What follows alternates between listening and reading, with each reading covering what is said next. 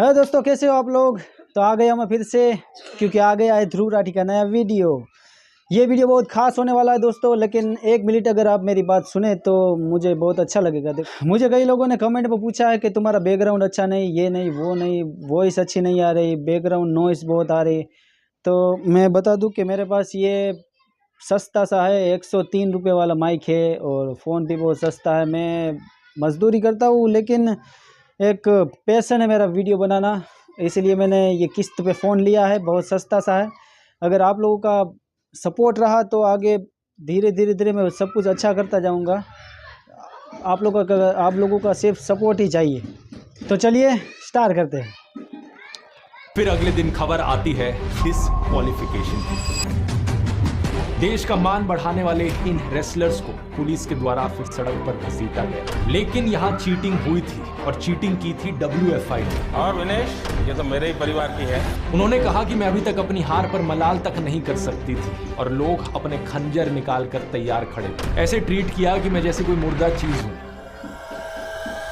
नमस्कार दोस्तों, दंगल फिल्म के मेन गाने में एक लाइन है, माँ के पेट से मरघट तक तेरी कहानी पग का मैंने कुछ पढ़ा था। दंगल। ये लाइन हमारी महान इंडियन रेसलर विनेश फोगाट के लिए बिल्कुल सही फिट बैठती है। विनेश फोगाट की न्यूज़ सुनी थी मैंने कि वो बचपन से लेकर अब तक उनकी जिंदगी एक दंगल ही रही है। किन किन चीजों से फाइट बैक करके वो यहाँ तक पहुंची, पेरिस ओलंपिक्स में एग्जैक्टली उनके साथ क्या हुआ, ये पूरी कहानी आज के वीडियो में हम जानेंगे। जो लोग मैं वीडियो रोक रहा हूँ। देखो, दरअसल हुआ क्या है, मुझे पता है, शायद सबको पता है कि उनके साथ उन्होंने प्रोटेस्ट में भाग लिया था, इसीलिए सरकार ने उनके साथ बहुत ही गलत किया है। मतलब ये एक वो है, क्या बोलते हैं, साजिश, क्योंकि सब लोग उसके खिलाफ ही थे, मीडिया वाले सब लोग।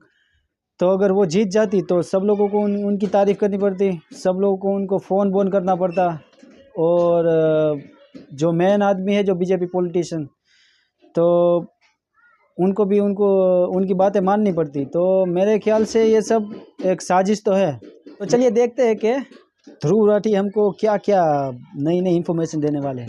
तो स्टार्ट करते हैं फिर से। उनके खिलाफ रहे उन्हें एक्सपोज किया जाएगा, और उनसे विनेश के आंसुओं का हिसाब भी मांगा जाएगा।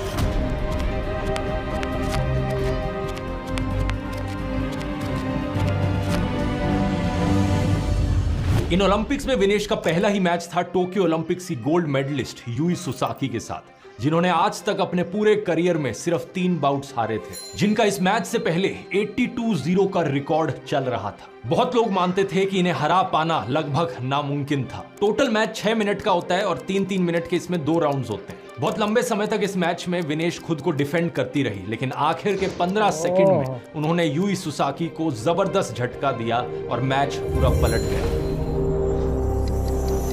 इस ऐतिहासिक जीत की खबर ने सोशल मीडिया पर आग लगा दी। वर्ल्ड चैंपियन को हराने के बाद अचानक से विनेश फेवरेट बन गई गोल्ड मेडल जीतने के लिए। अगली स्टेज क्वार्टर फाइनल में उन्होंने यूरोपियन चैंपियन ओक्साना लिवेश को 7-5 से हराया। फिर सेमीफाइनल में उनकी टक्कर हुई pan American games champion Yusneylis Guzman से, जो क्यूबा की रेसलर है। 5-0 से विनेश ने बहुत ही जबरदस्त तरीके से मैच जीता, और ओलंपिक फाइनल में जगह बनाने वाली वो पहली इंडियन वुमेन रेसलर बन गई।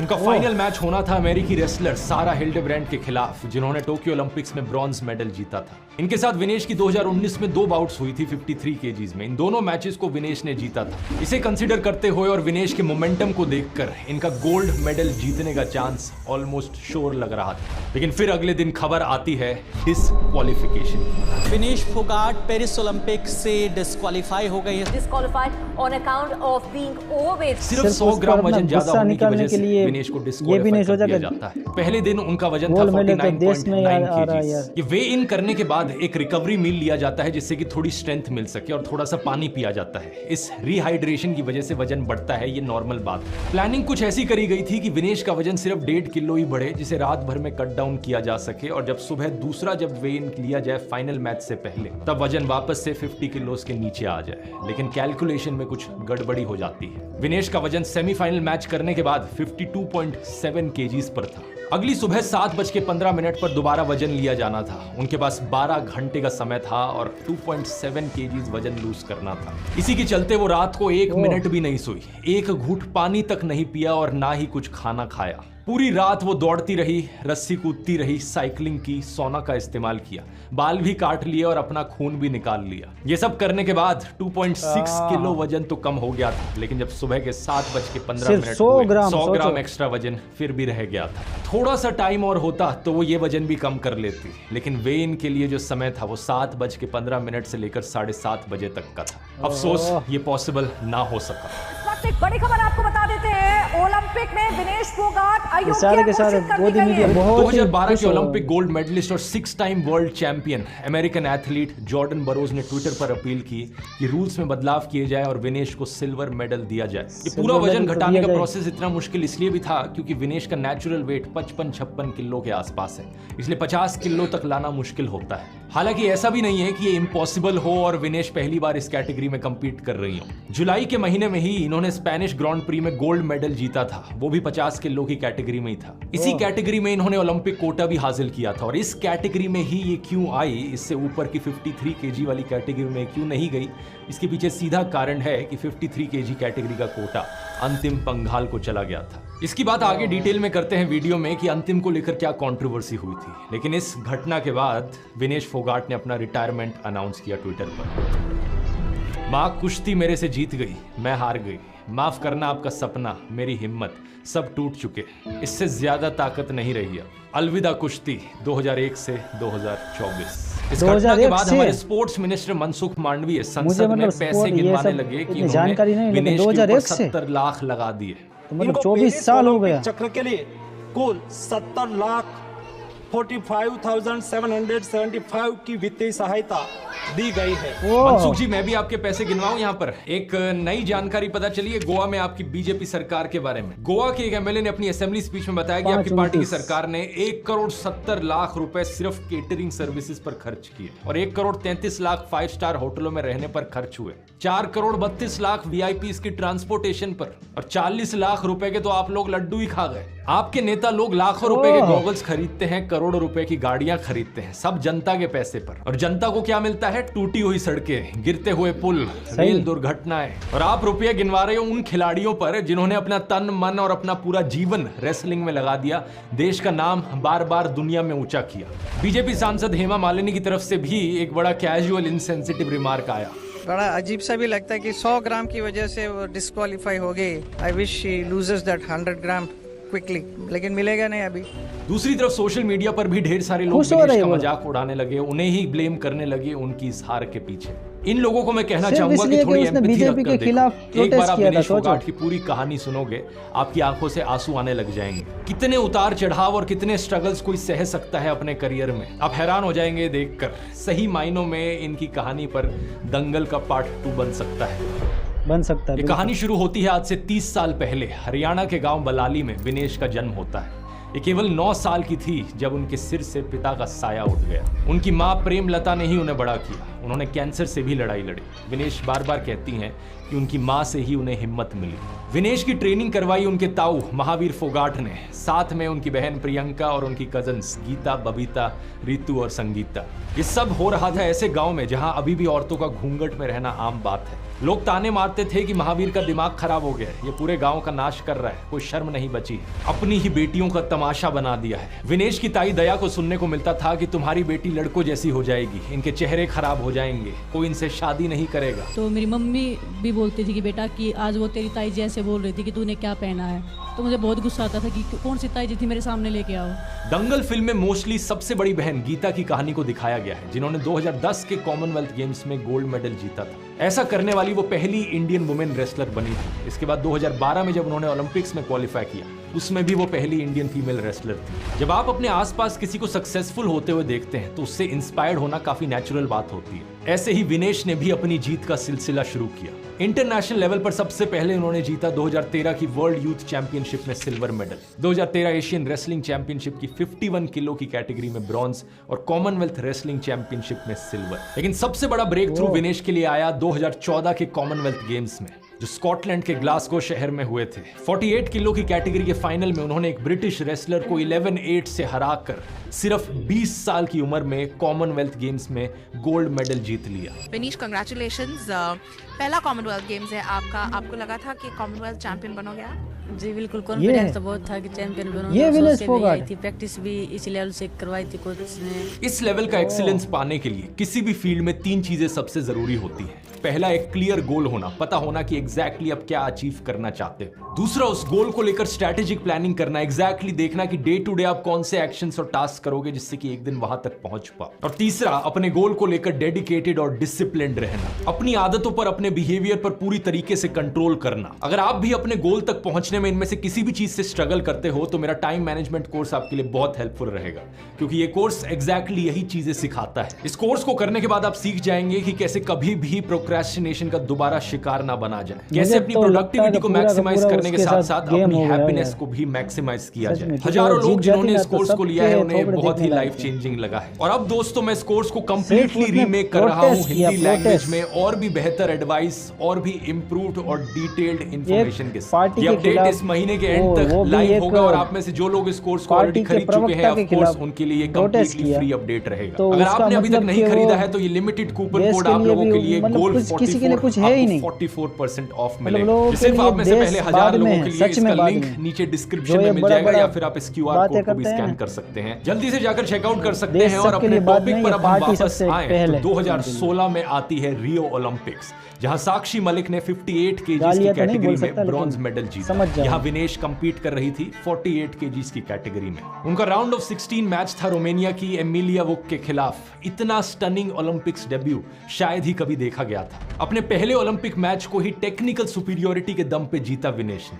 इसका मतलब है कि आपने अपने ओपोनेंट के दोनों कंधे मैट से लगाकर उन्हें चित कर दिया, या फिर आपने एक बहुत बड़ी लीड हासिल कर ली। फ्रीस्टाइल रेसलिंग में 10 पॉइंट्स। विनेश ने एमिलिया के खिलाफ ये मैच 11-0 से जीता।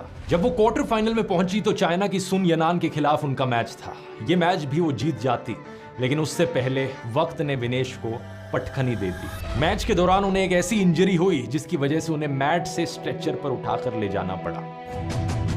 ये एक ACL इंजरी थी, यानी कि एंटीरियर क्रूशिएट लिगामेंट टियर। इतनी भयानक इंजरी थी कि उन्हें डाउट होने लगा कि क्या वो इस इंजरी से कभी रिकवर भी कर पाएंगी, कि दोबारा से कुश्ती खेल पाए। हिंदुस्तान टाइम्स के साथ एक बातचीत में उन्होंने कहा कि वो रोने लगती थी, रोते हुए सो जाती थी और फिर उठकर रोने लगती थी। उनके लिए ये बहुत ही इमोशनल हलचल वाला समय था। 2-3 महीने तो काफी डिफिकल्ट थे। मुझे कुछ नहीं पता था, मुझे ये पता था कि मुझे रोना है, रो के मुझे सोना है, सो के जब मैं उठती तो फिर मुझे रोना है। उस साल उन्हें अर्जुन अवार्ड मिला तो वे व्हीलचेयर पर अवार्ड लेने गई थी। इंडियन एक्सप्रेस के एक आर्टिकल में विनेश ने बताया कि 2017 में उन्हें एक कॉन्कशन भी हुआ, यानी कि एक माइल्ड ट्रॉमेटिक ब्रेन इंजरी। ये सिर पर कुछ लगने की वजह से होती है। उनका सिर कहीं से भी टकराता तो सब धुंधला दिखने लग जाता। कोई और होता तो शायद इसे किस्मत का खेल समझकर वहीं रुक जाता, लेकिन विनेश के मन में कुछ और ही था।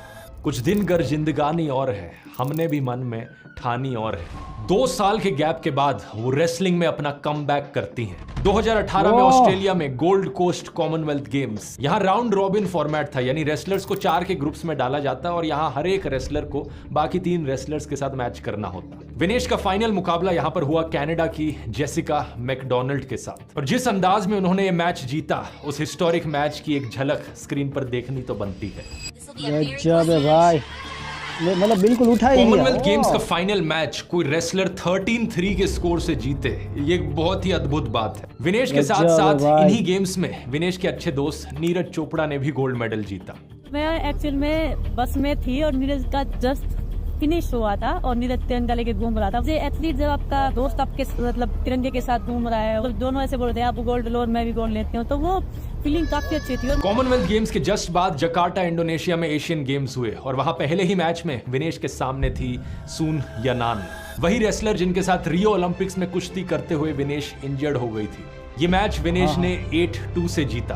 क्वार्टर फाइनल सेमीफाइनल मैचेस जीतने के बाद फाइनल में उनके सामने आई जापान की रेसलर यूकी हीरी। इन्हें भी विनेश ने 6-2 से मात दी और ये बन गई एशियन गेम्स की भी गोल्ड मेडल विनर, पहली इंडियन वुमेन रेसलर जो एशियन गेम्स में गोल्ड मेडल जीती। 21 अगस्त को उन्होंने अपनी जीत का ये फोटो इंस्टाग्राम पर शेयर किया था और अगले दिन वापस आते हुए उन्होंने ये फोटो शेयर किया। कैप्शन में लिखा, मेरी जिंदगी का सबसे अच्छा फैसला, खुश हूं कि तुमने मुझे जिंदगी भर के लिए चित कर दिया। ये है सोमवीर राठी, उनके फेलो रेसलर और रेलवेज की नौकरी में उनके कोलीग। 7 साल की जान पहचान के चलते दोनों एक दूसरे को पसंद करने लगे थे। जब विनेश की फ्लाइट दिल्ली एयरपोर्ट पर लैंड करी तो सोमवीर ने उन्हें रिसीव किया और शादी के लिए फॉर्मली प्रपोज कर लिया। वहीं पर उनकी सगाई हुई और दिसंबर 2018 में जाकर उनकी शादी होती है। काफी सिंपल शादी थी, लिमिटेड करीबी लोगों को इनवाइट किया था, परिवार, रिश्तेदार और फेलो खिलाड़ी और कोच। रस्मों के नाम पर कोई पैसे की लेन देन नहीं हुई और एक दिलचस्प बात यह कि उन्होंने 7 की जगह 8 फेरे लिए। एक एक्स्ट्रा 8वां फेरा ये संकल्प करते हुए कि बेटी बचाओ, बेटी पढ़ाओ और बेटी को खेल खिलाओ। कजाकिस्तान में हुई 2019 की वर्ल्ड चैंपियनशिप, यहाँ विनेश ने एक ग्रीक रेसलर को चित करते हुए ब्रॉन्ज मेडल अपने नाम लिया और टोक्यो ओलंपिक्स में इसी तरीके से अपनी जगह पक्की बना ली। रियो ओलंपिक्स और टोक्यो ओलंपिक्स के बीच में 17 टूर्नामेंट्स खेले थे विनेश ने और इन 17 में से 16 टूर्नामेंट्स में मेडल जीते, 9 गोल्ड, 6 सिल्वर और 1 ब्रॉन्ज। लेकिन फिर किस्मत दोबारा मोड़ ले लेती है। कोविड पैंडेमिक दुनिया भर में आ जाता है। आपको बचाने के लिए संपूर्ण लॉकडाउन होने जा रहा है। कहर बरपा रहे कोरोना वायरस भारत में भी पैर पसार रहा है। 2020 की टोक्यो ओलंपिक्स को 1 साल पोस्टपोन कर दिया जाता है और ये 2021 में होती है। Japan's Prime Minister announced that he and the International Olympic Committee president agreed to postpone the games until 2021. Vinesh अब 53 केजीज की कैटेगरी में थी और इस पॉइंट तक ये सिर्फ इंडिया की ही नहीं बल्कि पूरी दुनिया की रेसलिंग की क्वीन बन चुकी थी। सही सुना आपने, ये वर्ल्ड नंबर 1 बन चुकी थी अपनी वेट क्लास में। इसलिए इन्हें एक ओलंपिक मेडल जीतने का बड़ा ही ताकतवर दावेदार देखा जा रहा था। लेकिन दुनिया की नजरों से दूर उनके साथ कुछ अलग ही मामला चल रहा था। 2 साल पहले पता चलता है कि उन्हें डिप्रेशन से डायग्नोस किया गया है।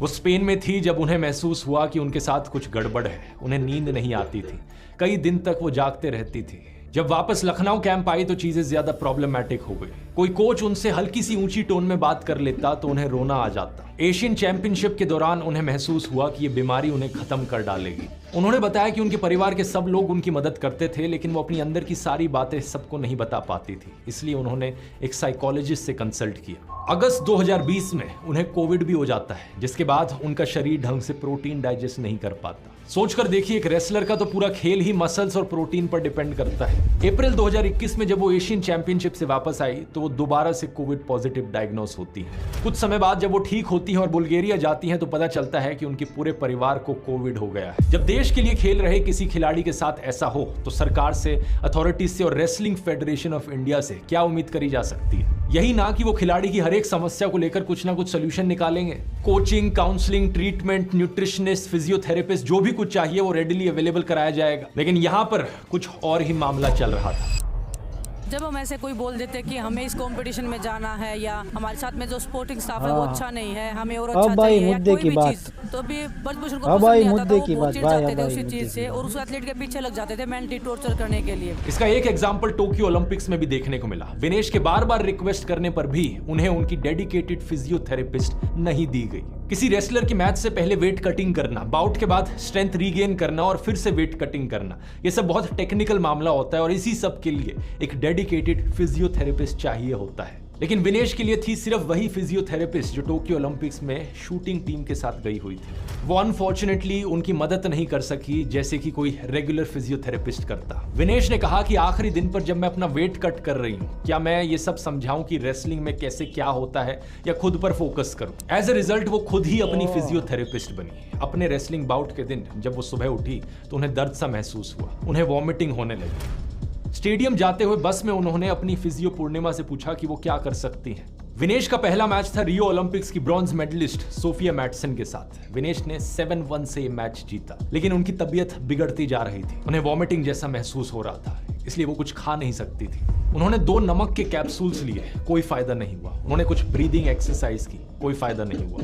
वो कंट्रोल में महसूस नहीं कर रही थी और धीरे धीरे उन्हें शिवरिंग होने लगी, उनकी बॉडी कांपने लगी। अगली बाउट में उन्हें पता चल गया था कि वो हार रही हैं। ऐसी पोजीशन से वो पॉइंट दे रही थी जहां से वो कभी नहीं देती थी। दिमाग इस लेवल तक ब्लॉक हो चुका था कि उनसे एक टेक डाउन भी कंप्लीट नहीं हो रहा था। वो ब्लैंक आउट हो चुकी थी। इस हार ने विनेश को अंदर से तोड़ दिया, लेकिन बृजभूषण को अभी भी चैन नहीं पड़ा। WFI ने इनडिसिप्लिन की एलिगेशंस लगाते हुए विनेश को टेम्पररी सस्पेंड कर दिया। इन्हें एक शो कॉज नोटिस इशू किया गया इनडिसिप्लिन के 3 चार्जेस पर। एक, इन पर आरोप लगाया कि अपनी टीममेट्स के साथ नहीं रही और उनके साथ ट्रेनिंग नहीं करी। दूसरा, एक कारण बताया कि इन्होंने अपनी official kit sponsor Shiv Naresh की जर्सी नहीं पहनी थी मैच के दौरान। विनेश ने सीनियर लॉयर विदुषपत सिंघानिया के जरिए WFI नोटिस का फॉर्मल रिप्लाई किया। उन्होंने बताया कि वो सिर्फ IOC और जापानीज गवर्नमेंट की क्वारंटीन रूल्स और रेगुलेशंस को फॉलो कर रही थी। वहां आने से पहले वो हंगरी में ट्रेनिंग कर रही थी अपने कोच वुली एकोस के साथ। इंडियन कंटिंजेंट 3 दिन के क्वारंटीन में था, लेकिन जब वो एक दिन वहां पहुंची, हंगरी में सीधा आने की वजह से उन्हें क्वारंटीन में नहीं जाना था। अगर वो जाती तो कोविड का स्प्रेड होने का रिस्क बढ़ता, इसलिए वो इंडियन 400x4 वुमेन एथलीट्स के साथ रुकी थी। इसलिए उन्होंने कोई नियम नहीं तोड़ा था। उन्होंने कहा कि विनेश ने अपने सभी ट्रेनिंग सेशंस में इंडियन टीम के स्पॉन्सर की ऑफिशियल किट पहनी थी। रेगुलरली पहनने के कारण उसे वॉश नहीं करवा पाए। कंपटीशन शुरू होने से पहले उनकी तबीयत खराब हो गई, उन्हें वॉमिटिंग हुई, और इसी सब के बीच वो ये इंश्योर नहीं कर पाई कि उनकी ऑफिशियल जर्सी उनके पास है भी या नहीं। उनसे ये गलती जरूर हुई, लेकिन ये अनइंटेंशनल और इनकरेक्ट प्लानिंग की वजह से गलती हुई। बृजभूषण शरण सिंह ने उनके फॉर्मल रिस्पॉन्स के जवाब में लेटर इशू किया कि ये जवाब सेटिस्फैक्ट्री नहीं है, लेकिन तुम्हें माफ किया जाता है। लेकिन अगर आगे से गलती हुई तो रेसलिंग फेडरेशन को तुम पर लाइफ टाइम बैन लगाना होगा। विनेश ने इंडियन एक्सप्रेस में अपने ओपन रिस्पॉन्स में सिमोनी बाइल्स की बात की। 24 साल की वो अमेरिकन जिम्नास्ट जिन्होंने मेंटल हेल्थ की बात कहते हुए टोक्यो ओलंपिक्स से एक इवेंट से विड्रॉ कर लिया था। USA जिम्नास्टिक्स ने कहा था कि वो सिमोनी के डिसीजंस को होल हार्टेडली सपोर्ट करते हैं और उनकी इस बहादुरी की तारीफ करते हैं कि उन्होंने अपने वेलबींग को प्रायोरिटाइज किया। विनेश ने लिखा कि हम सिमोनी बाइल्स को तो सेलिब्रेट करते हैं, लेकिन क्या इंडिया में कोई ये कह सकता है? इवेंट से निकलने की बात तो छोड़िए, ये कहकर ही दिखा दीजिए कि आप तैयार नहीं है इस इवेंट के लिए। उन्होंने कहा कि मैं अभी तक अपनी हार पर मलाल तक नहीं कर सकती थी और लोग अपने खंजर निकाल कर तैयार खड़े थे। ऐसे ट्रीट किया कि मैं जैसे कोई मुर्दा चीज हूं। किसी ने ये नहीं पूछा कि विनेश क्या हुआ, बल्कि वो अपने जजमेंट्स पास करने लग गए कि तुम्हें प्रेशर फील हो गया, तुम्हें ऐसा फील हुआ, वैसा फील हुआ। मैट पर मैं थी तो मुझे पता होगा ना कि कैसा फील हुआ, कोई मुझसे तो पूछ लो। प्रेशर हर एक एथलीट पर होता है, मुझ पर भी था, रियो में और टोक्यो में भी, लेकिन प्रेशर को हैंडल करना मुझे आता है। मैं किसी प्रेशर की वजह से नहीं हारी। इसके बाद विनेश ने पूरी बात बताई कि किस तरीके से उनकी रिपीटेड रिक्वेस्ट के बाद भी उनकी डेडिकेटेड फिजियोथेरेपिस्ट उन्हें नहीं दी गई थी, किस तरीके से उनकी तबीयत खराब हुई थी, उन्हें वॉमिटिंग आई थी और सेकंड बाउट के दौरान वो ब्लैंक हो गई थी। इतना ही नहीं, WFI ने विनेश के कोच वोलर एकोस पर भी सवाल उठाए थे। वोलर विनेश को 2018 से कोच कर रहे थे और विनेश के सक्सेस में इनका बहुत ज्यादा बड़ा कंट्रीब्यूशन रहा है। विनेश की कंसंट्रेशन, मोटिवेशन और टेक्निक के पीछे एकोस को बहुत बड़ा कंट्रीब्यूशन बताया जाता है। इन्होंने विनेश को अलग अलग देशों के रेसलर्स के साथ भी प्रैक्टिस करवाई ताकि विनेश इस लेवल तक पहुंच पाए। इसी तरह बजरंग पुनिया के जॉर्जियन कोच शाको बेंटिंडिस और रवि धैया के रशियन कोच कमाल मलिकोव का भी उनके सक्सेस में बहुत कंट्रीब्यूशन रहा है। लेकिन जाने क्यों WFI को फॉरेन कोचेस से दिक्कत हो रही थी। कहा गया कि एकोस विनेश के साथ अपनी वाइफ मारियाना सोस्टिन को भी ट्रेन कर रहे थे। विनेश ने बताया कि मारियाना एक 4 टाइम ओलंपियन है और विनेश की ट्रेनिंग में उन्होंने मदद ही की है। जब कोविड आया था तो एकोस अपने 1 साल के बेटे को हंगरी में छोड़कर लखनऊ आए ताकि विनेश की मदद कर सके। अपनी पर्सनल लाइफ की भी उन्होंने परवाह नहीं करी विनेश को ट्रेनिंग करवाने के लिए, इसलिए उन्हें कैसे ब्लेम किया जा सकता है। 3 साल इन्हीं कोच और फिजियोथेरेपिस्ट के साथ उन्होंने इतने सारे मेडल जीते। यहाँ इंटरेस्टिंग बात पता है क्या, वोलर एकोस और शाको जैसे जो फॉरेन कोचेज हैं, इन्हें स्पोर्ट्स NGOs ने रोप इन किया था, ओलंपिक गोल्ड क्वेस्ट और JSW जैसे NGOs। सवाल ये कि WFI को इससे प्रॉब्लम क्यों थी। इसके बाद भी कहा गया कि ये NGO अपना इंटरफेरेंस बंद करे, ये हमारे रेसलर्स को स्पॉइल कर रहे हैं और WFI खुद से अपने एथलीट्स का खर्चा उठा सकता है। लेकिन अगर ऐसा है तो विनेश को टोक्यो ओलंपिक्स में डेडिकेटेड फिजियोथेरेपिस्ट क्यों नहीं दिया गया? ऐसे अच्छे कोचेस को WFI ने क्यों नहीं हायर किया? यानी ये खुद से तो कुछ करेंगे नहीं और कोई अगर स्पोर्ट्स NGO यहाँ पर हमारे रेसलर्स की मदद करने की भी कोशिश करे तो उसे भी ये करने नहीं देंगे। नवंबर 2021 में JSW और OGQ इन 2 NGOs को फोर्स किया जाता है कि रेसलर्स के साथ अगर कोई भी कॉन्ट्रैक्ट करना है तो उससे पहले WFI की इन्वॉल्वमेंट होनी जरूरी है। वही WFI जिसके चीफ बृजभूषण सिंह थे। इसी समय WFI ने अपनी पॉलिसी में एक बड़ा कंट्रोवर्शियल बदलाव भी किया कि अगर कोई रेसलर अपना ओलंपिक कोटा जीत लेता है तो उसके बाद भी उसे ट्रायल के लिए कहा जा सकता है। और इसमें एक बड़ी अजीबोगरीब कंडीशन डाली गई कि अगर WFI को यह जरूरी लगता है तभी ट्रायल होगा, वरना नहीं होगा। मतलब ये पॉलिटिशियंस पूरी तरीके से हमारे एथलीट्स पर कंट्रोल जमाना चाहते थे, हर एस्पेक्ट को कंट्रोल करना चाहते थे। WFI की ये नॉनसेंस आगे ऐसे ही चलती रही। 2021 में वर्ल्ड चैंपियनशिप के लिए नेशनल ट्रायल्स चल रहे थे जब विनेश ने बीच में ही विड्रॉ कर लिया। पता चला कि उन्हें एल्बो में चोट थी जिसकी वजह से उन्हें सर्जरी करवानी पड़ी। इसके बाद उन्होंने सोशल मीडिया पर अपनी फोटो शेयर करते हुए लिखा, एल्बो सर्जरी हो गई, फर्क नहीं पड़ता कि मैं कितनी बार गिरूं, मैं फिर से उठ जाऊंगी। और एक बार फिर से विनेश फोगाट उठी, गोल्ड मेडल जीत कर उठी। 2022 के बर्मिंघम कॉमनवेल्थ गेम्स में विनेश ने अपना तीसरा कॉमनवेल्थ गोल्ड मेडल जीता। 2014 में गोल्ड, 2018 में गोल्ड, 2022 में गोल्ड, लगातार 3 कॉन्जिक्यूटिव कॉमनवेल्थ गेम्स में गोल्ड मेडल्स जीते। इसके बाद बेलग्रेड में हुई वर्ल्ड चैंपियनशिप में उन्होंने फिर से ब्रॉन्ज मेडल जीता। लेकिन इन्हीं सब चीजों के बीच बृजभूषण के खिलाफ जनता का आक्रोश बढ़ने लगा। 2023 में बृजभूषण शरण सिंह के खिलाफ सेक्सुअल मिसकंडक्ट के एलिगेशंस लगे। बृजभूषण जब भी बाहर जाते थे कोई भी इंटरनेशनल कंपटीशन में, तो वो लड़कियों के फ्लोर पे रूम लेते थे, वैसे मेंटली टॉर्चर करते थे लड़कियों को, और लड़कियों को रूम में बुलाने की ट्राई करते थे। सिंगल लड़की रूम में आके उनसे मिले। विनेश फोगाट, बजरंग पूनिया और साक्षी मलिक ने प्रोटेस्ट को लीड किया। सिर्फ FIR दर्ज करवाने के लिए भी इन रेसलर्स को जंतर मंतर पर धरने के लिए बैठना पड़ा। विनेश ने कहा कि अगर देश की रेसलिंग को सुधारने के लिए उनका खेल खराब हो जाए कोई बात नहीं, देश का मान बढ़ाने वाले इन रेसलर्स को पुलिस के द्वारा सड़क पर घसीटा गया। ये फोटोज जो इतिहास के पन्नों में रची जाएंगी। दुनिया में शायद ऐसा कोई और देश नहीं होगा जहां पर अपने ही देश की पुलिस अपने ही देश के गोल्ड मेडल विनर्स को इस तरीके से ट्रीट करती हुई दिखी हो। और इस सब पर हमारे क्रेडिट जीवी प्रधानमंत्री श्री नरेंद्र मोदी बिल्कुल चुप रहे। क्रेडिट जीवी मैं क्यों कह रहा हूं इन्हें, क्योंकि जब भी हमारे स्पोर्ट्स प्लेयर कोई मेडल जीत कर आते हैं तो तुरंत इनका फोन लग जाता है, बधाई देने वहां पर पहुंच जाते हैं अपनी पब्लिसिटी के लिए। लेकिन जब प्लेयर्स को एक्चुअली में जरूरत होती है इनकी, तो बिल्कुल बंद रहता है। कमाल की बात यह है कि ये विनेश फोगाट को एक समय पर अपने परिवार की बेटी बताते थे जब विनेश इतने सारे मेडल्स जीत रही थी।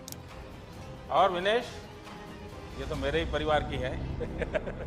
लेकिन रेसलर्स प्रोटेस्ट के दौरान ये बिल्कुल चुप रहे। बृजभूषण उस समय एक बीजेपी सांसद था और अब उसका बेटा करण भूषण सिंह बीजेपी का सांसद है। 2024 की इलेक्शंस में इस तरीके से नरेंद्र मोदी ने रेसलर्स को सपोर्ट किया। बृजभूषण सिंह के बेटे को टिकट दे दी बीजेपी की। इन प्रोटेस्ट के दौरान एक बहुत बड़ी प्रोपेगेंडा कैंपेन जारी करी जाती है इन रेसलर्स के खिलाफ। आमतौर पर जब मीडिया ट्रायल होता है तो वो अक्यूज लोगों के खिलाफ होता है, लेकिन यहाँ पर जो विक्टिम्स हैं उनके खिलाफ मीडिया ट्रायल चल रहा था। इतने सारे झूठ इनके खिलाफ फैलाए गए। AI का इस्तेमाल किया गया इनके चेहरों को मॉर्फ करने के लिए, ये दिखाने के लिए कि ये तो प्रोटेस्ट करते वक्त हंस रहे थे। विनेश, साक्षी और बजरंग को बदनाम करने के लिए इनके IT सेल ने कोई कसर पूरी नहीं छोड़ी। इस चीज पर मैंने एक पूरा सेपरेट वीडियो बनाया था, ये वाला था। अगर आपने नहीं देखा तो इसका लिंक डिस्क्रिप्शन में डाल देता हूँ। जो बीजेपी के सो कॉल्ड अंधभक्त है, मैं उनसे एक बात पूछना चाहता हूँ। मान लीजिए आपके घर का कोई बच्चा कहीं ट्यूशन पढ़ने जाता है और आपको एक दिन पता चलता है कि उस ट्यूशन के कोचिंग सेंटर का जो मालिक है उसके खिलाफ एक समय पर 38 केसेस लगे हुए थे। 17 केस अयोध्या में, 12 केस फैजाबाद में, 8 केस नवाबगंज में और 1 दिल्ली में। IPC के अलग अलग सेक्शंस में केस रजिस्टर हुए थे, जैसे कि murder, attempt to murder, arms act, UP gangsters act. आपको पता चलता है कि ये कोचिंग सेंटर का मालिक एक मर्डर तो खुद ही कैमरा पर कबूल करता है, और फिर पता चलता है कि इसके खिलाफ सेक्सुअल हैरेसमेंट के भी आरोप लगे हैं। मैं आपसे पूछना चाहूंगा, क्या आप अपने बच्चों को ऐसे कोचिंग सेंटर में भेजेंगे, या फिर आप कहोगे कि कोई बड़ी चीज नहीं है, ये सारी चीजें तो बस एक्यूजेशंस हैं, अभी भी कोई चार्ज साबित नहीं हुआ है कोर्ट में, और ये कोचिंग सेंटर का मालिक तो वैसे भी बीजेपी सपोर्टर है, इसलिए कोई बात नहीं। खुद से सोच कर देखो, खुद को उस पोजीशन पर रखकर देखो।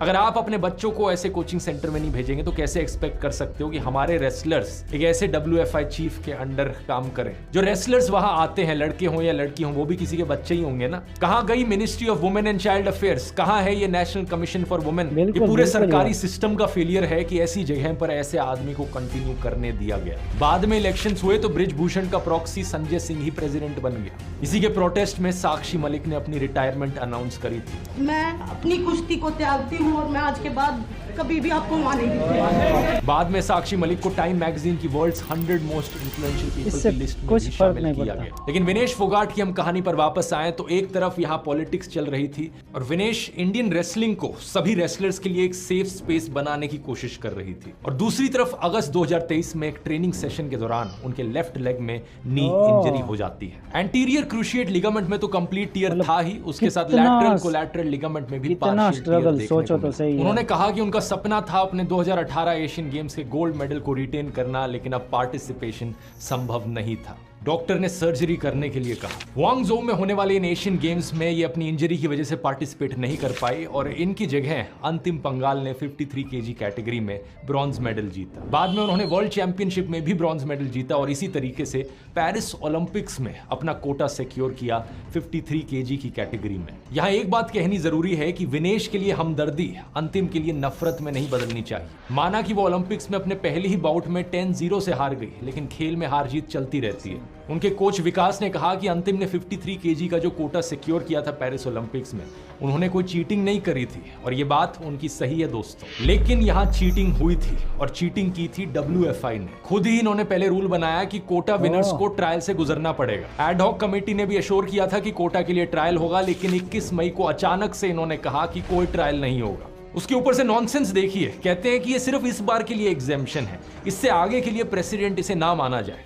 इस समय पर संजय सिंह WFI के प्रेसिडेंट बन गए थे। तो अगर यहाँ ट्रायल्स होते, अंतिम को विनेश और 3 बाकी रेसलर्स के साथ बाउट करनी पड़ती, क्योंकि जब मार्च में पटियाला के नेशनल इंस्टीट्यूट ऑफ स्पोर्ट में ट्रायल्स हो रहे थे तो 53 केजी की कैटेगरी में विनेश ने टॉप 4 में फिनिश किया था। अगर ट्रायल्स होते तो विनेश यहाँ पर शायद अंतिम को डिफीट कर पाती और पेरिस ओलंपिक्स में 53 केजी में कंपीट कर पाती, लेकिन WFI ने ये मौका विनेश से छीन लिया और विनेश को उस समय ही शक हो गया था। विनेश को उस समय से ही लगने लगा था कि WFI की बातों पर भरोसा नहीं किया जा सकता, क्या पता कि कोटा ट्रायल्स ये करवाए ही ना। इसीलिए विनेश फोगाट ने एक बड़ा बोल्ड डिसीजन लिया। पटियाला के इन ट्रायल्स में उन्होंने 53 केजी की कैटेगरी में ही नहीं बल्कि 50 केजी की कैटेगरी में भी कंपीट किया। 2 कैटेगरीज में कंपीट किया ताकि पेरिस ओलंपिक्स में जाने का मौका उनसे ये छीन ना सके। कंगना रनौत जो देश की जानी मानी ट्रोल हैं, उम्मीद है कि वो इस वीडियो को देख रही होंगी। इंस्टाग्राम स्टोरी पर लिखती हैं कि विनेश को प्रोटेस्ट करने के बाद भी मोदी जी ने चांस दिया है। कंगना, ये दंगल है, यहाँ चांस दिया नहीं जाता, यहाँ चांस के लिए लड़ना पड़ता है। जब अप्रैल में किर्गिस्तान में एशियन रेसलिंग ओलंपिक क्वालिफायर्स हुए तो वहां विनेश ने 50 केजी कैटेगरी में कंपीट किया और अपने शानदार प्रदर्शन के बलबूते अपना कोटा सिक्योर किया।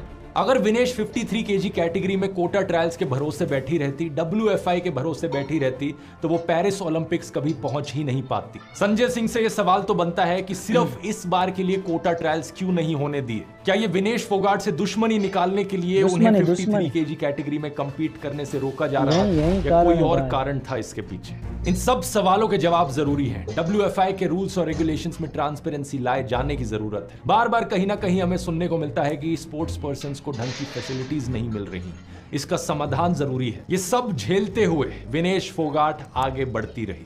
इंडियन रेसलिंग को उन्होंने एक सेफ स्पेस बनाने की कोशिश करी। इंटरनेशनल रेसलिंग की दुनिया में उन्होंने बहुत से अद्भुत मेडल्स जीते जो उनसे कोई नहीं छीन सकता। विनेश फोगाट का नाम इतिहास में रचा जाएगा। आने वाले मेल और फीमेल स्पोर्ट्स पर्सन्स उनसे हमेशा इंस्पिरेशन लेते रहेंगे। चाहे पेरिस ओलंपिक्स में उन्हें गोल्ड मेडल भले ही ना मिला हो, लेकिन अपनी इस इंस्पिरेशनल कहानी के बल पर देशवासियों का दिल जीतकर उन्होंने कुछ ऐसा जीत लिया है जो गोल्ड मेडल से भी ज्यादा कीमती है। इनके जीवन की अगली इनिंग्स के लिए इन्हें बेस्ट विशेष। और बस एक चीज मैं यहाँ पर कहना चाहूंगा, एक रिक्वेस्ट है मेरी विनेश फोगाट से कि जब आप इतने बड़े सेलिब्रिटी बन गए हो, अब बाकी सेलिब्रिटीज की तरह अनहेल्दी शुगर लोडेड प्रोडक्ट्स मत प्रमोट करना प्लीज जनता के सामने। जो कुछ भी करे सोच कर करें। अगर आप अपने टाइम के मास्टर बनना चाहते हैं तो टाइम मैनेजमेंट कोर्स का लिंक नीचे डिस्क्रिप्शन में है या इस QR कोड को स्कैन कर सकते हैं Gold44। और अगर ये वीडियो आपको पसंद आया तो ये वाला वीडियो भी जरूर पसंद आएगा, जहां पे ऐसे ही मैंने एक और ओलंपिक चैंपियन की कहानी सुनाई है। बहुत बहुत धन्यवाद।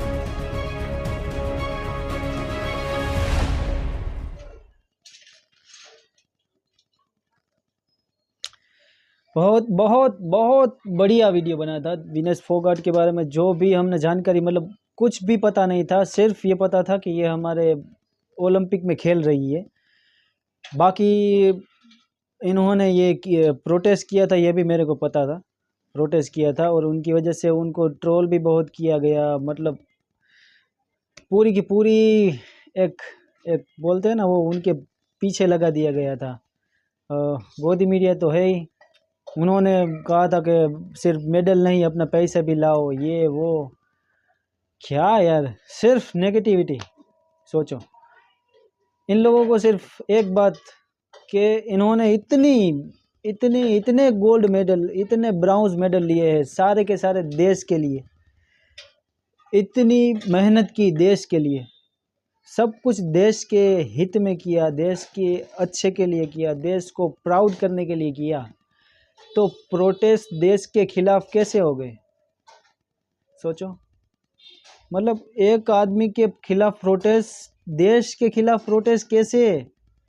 ये मतलब क्या देश में सिर्फ इन्हीं लोगों को रहने का हक है क्या? क्या हो गया पता नहीं, देश का हाल सुधरेगा या नहीं सुधरेगा ये तो कुछ पता नहीं मेरे को, क्या होगा क्या नहीं होगा। अभी इमरजेंसी फिल्म आ रही है इमरजेंसी फिल्म देखना, ऐसा लगा कि 2020 से लेकर ये 24 की बात चल रही है सब कुछ। 2024 का लोग ये जो था ना क्या बोलते हो इलेक्शन उसी की बात हो रही है, ऐसा लग रहा है। सारे के सारे नेता जेल में तो ये था, बहुत अच्छा वीडियो बनाया था इन्होंने, काफ़ी अच्छी जानकारी दी थी, मुझे तो बहुत अच्छा लगा, बहुत बहुत मज़ा आया। और बहुत यार दिल टूट गया कि विनेश फोगाट ये मतलब उनके साथ जो चाल चली गई, जो भी उनके साथ हुआ वो दिन तो वापस नहीं आने वाले। अब क्या करें, इसका मतलब एक ही है कि सरकार को कुछ बोलो मत, किसी को कुछ भी कहो मत, कोई तुम्हारे साथ कुछ भी करे कुछ मत बोलो। मैं सब सारे खिलाड़ियों को बोल रहा हूँ कि कुछ भी मत करो, तुम्हारा बलात्कार कुछ भी कर दे, कुछ भी हरासमेंट बरसमेंट कुछ मत बोलो, सिर्फ खेलते रहो। ये देश के जो कुछ लोग हैं ना वो ऐसे ही चाहते हैं कि तुम कुछ मत करो, हमारे लोग तुम्हें कुछ भी करे, तुम कुछ मत करो, कुछ मत कहो, कुछ मत बोलो, खेलते रहो। तो इसके साथ इस वीडियो का एंड करता हूँ, तो फिर मिलते हैं अगले वीडियो में।